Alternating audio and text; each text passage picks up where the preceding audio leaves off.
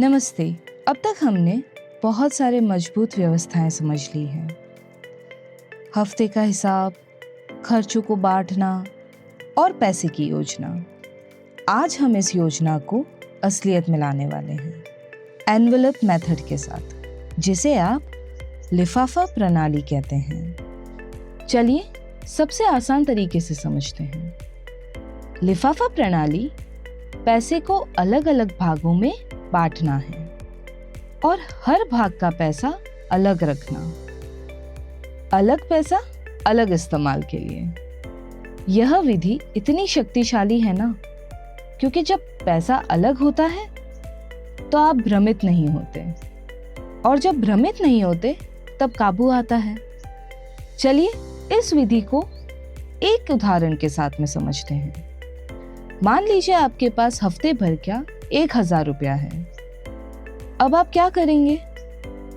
इस 1000 रुपये को 3 से 4 लिफाफों में बांट देंगे। लिफाफा 1 राशन के लिए, लिफाफा नंबर 2 रोज के खर्चों के लिए, लिफाफा 3 आपातकालीन स्थिति के लिए और लिफाफा 4 बचत के लिए। अब हर लिफाफे का पैसा सिर्फ उसी काम के लिए काम में लेना है। और सबसे महत्वपूर्ण नियम, एक लिफाफे का पैसा दूसरे लिफाफे में काम में नहीं लेना। इन दोनों बातों को कभी भी मिक्स नहीं करना है। यही अनुशासन आपको काबू देता है।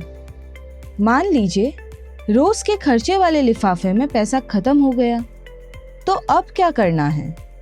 या तो खर्चा रोकना है या इंतजार करना है अगले हफ्ते का।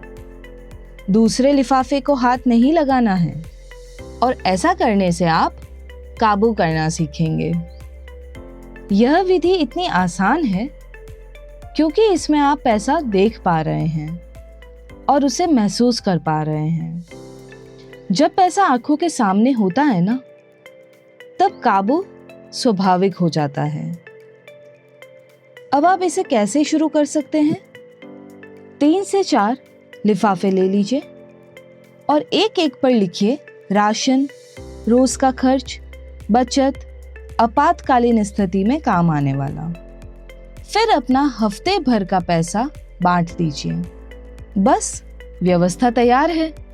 याद रखिए, माहिर होने की जरूरत नहीं है, छोटी शुरुआत करने की जरूरत है, और धीरे धीरे सुधार करिए और बेहतर बनिए।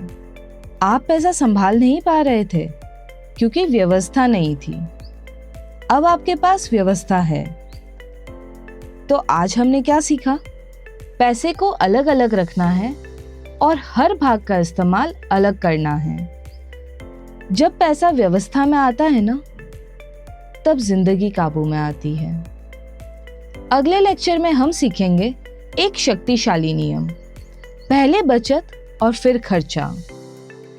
याद रखिएगा, मैं आपके साथ हूँ हर कदम पर। मिलते हैं अगले लेक्चर में।